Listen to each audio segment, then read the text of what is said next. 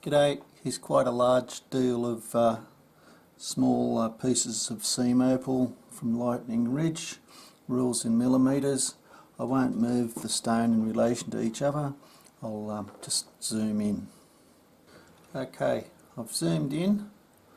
I'll just go for a wander around the plate of stones.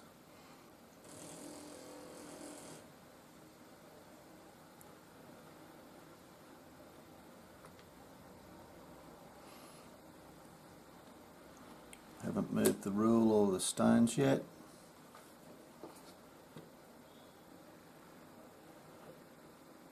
Just gives you an idea of some of the material. Okay, I'm going to have to rotate it because I can't get it underneath the camera. So this is the other end of the parcel.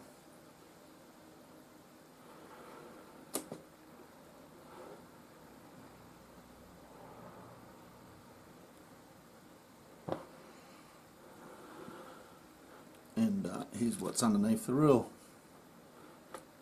This is just as it came out of the bag. Anyway, hope you enjoyed that.